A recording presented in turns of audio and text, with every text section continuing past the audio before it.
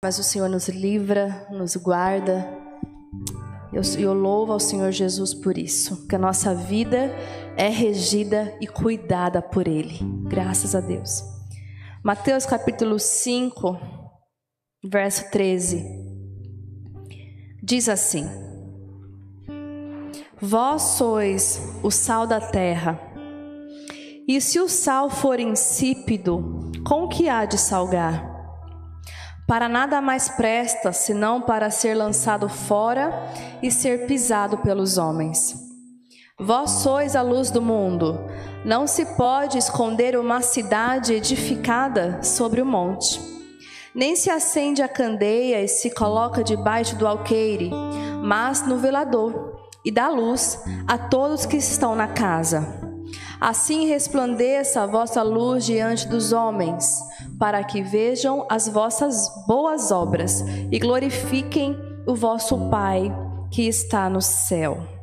Glória a Deus. Essa é uma passagem bem conhecida, quando Jesus sobe ao monte e a multidão o cerca e ele se senta e começa a transmitir as suas doces palavras para os discípulos e para a multidão que o cercava. E esse sermão, ele é muito conhecido e é muito precioso, assim como toda a palavra da Escritura, da palavra de Deus. E meditando na palavra do Senhor, aqui no versículo 13, que diz que nós somos o sal da terra e a luz do mundo. Por que o sal? Jesus, ele gostava de ensinar de maneira simples para que todos pudessem compreender, e ele usava de parábolas para isso, para que todos pudessem ter uma boa compreensão daquilo que ele estava dizendo. E o Senhor Jesus, ele tinha prazer com que todos compreendessem aquilo que ele estava ensinando. E um bom exemplo que Jesus usou era uma matéria-prima muito utilizada, tanto na época quanto hoje em dia, que é o sal. Duas funções primordiais do sal, todos nós já conhecemos, que é para dar sabor e também tem um alto teor de preservação. Naquela época não existia geladeira e era muito usado o sal para conservar os alimentos e até mesmo para os sacrifícios, para os holocaustos, era utilizado o sal. E quando Jesus sobe a montanha, ele começa a explicar para a multidão, mas aqui quando ele diz que vós sois o sal da terra, ele enfatiza essa passagem para os discípulos. No tema da mensagem vai dizer: os discípulos são o sal da terra e a luz do mundo. Quando começa o capítulo 5, Jesus começa a destilar as suas palavras para a multidão, mas no verso 13 ele direciona as suas parábolas para os discípulos. Por que para os discípulos? Porque é para os que são mais chegados dele.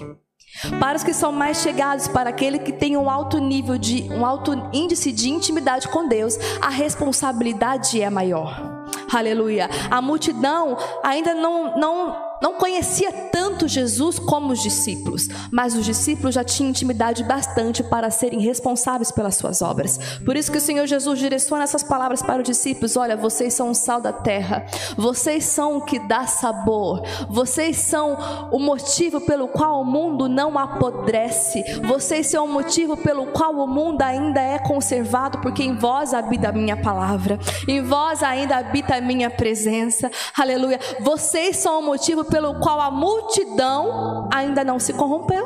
Aleluia. Glória a Deus. Nós, íntimos, amigos de Jesus, filhos, aleluia, temos essa responsabilidade de sermos diferentes neste mundo. Nós somos sal, nós somos luz do mundo. Por que o sal?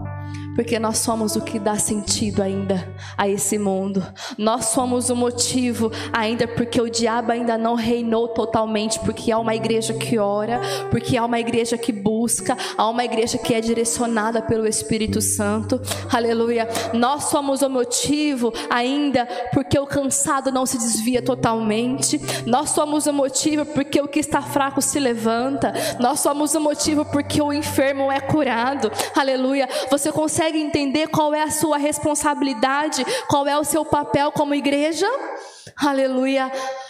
Naquela época, por que Jesus comparou os discípulos ao sal? Olha, vocês são um motivo pelo qual o mundo ainda tem sentido, ainda tem sabor. Mas o sal, quando ele não presta, quando ele está estragado, ele não serve para nada. Ele é lançado fora e ele é pisado pelos homens. Por quê? O sal, não só naquela época, mas ainda hoje, mas o sal puro, ele é um alimento de luxo. E naquela época, o sal, ele era usado como moeda, como dinheiro. Então as pessoas compravam com sal puro, né? Não com sal hidrogenado ou sal misturado, mas o sal puro, ele tinha um grande valor monetário. As pessoas que possuíam o sal, que fabricavam o sal lá no Rio Jordão, as pessoas eram consideradas muito ricas e prósperas porque elas abstinham do sal. E o sal, ele era usado para, não apenas na culinária, mas também no comércio, para comprar, para vender. Ele era altamente um índice de valor monetário. Então, quando as pessoas iam comprar, usavam o sal para isso. Mas naquela época em Jerusalém, ainda que não era tanto, mas ainda nevava. E por que Jesus comparou os discípulos com o sal e disse que quando eles não servissem para nada, eles seriam considerados como sal estragado, que serve para ser pisado? Quando nevava, os templos, as ruas de Jerusalém ficavam encharcados de neve. Isso foi o que eu, pela graça do Senhor Jesus, estudando na palavra do Senhor, quis entender.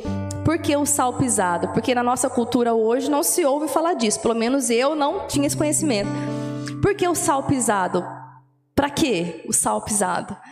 E estudando na palavra do Senhor, eu aprendi que naquela época, quando nevava, o templo, as pedras do templo, os mármores, eles ficavam encharcados de neve. E as pessoas que circulavam por aquela região, elas escorregavam e caíam. Então, os grandes empresários da época, os apóstolos da época, eles armazenavam o sal estragado quando era retirado do Rio Jordão. O sal novo era usado para o comércio, para a culinária, e o sal velho era armazenado. Não era desperdiçado, mas ficava ali, no canto, para uma outra necessidade. Então, quando nevava e as pessoas escorregavam no templo, os apóstolos retiravam aquele sal estragado e jogavam no chão para evitar que as pessoas escorregassem e caíam. Então, aquele sal não servia para nada. Aquele sal servia apenas para ser pisado. Aleluia. Então eu aprendi de uma maneira tão simples qual é a nossa utilidade na casa do Senhor. E uma coisa que eu tenho meditado também, que muito mais do que sermos cristãos aqui dentro, isso não é novidade, não é a primeira vez que eu falo sobre isso, mas eu gosto de enfatizar que nós transmitimos Jesus fora daqui.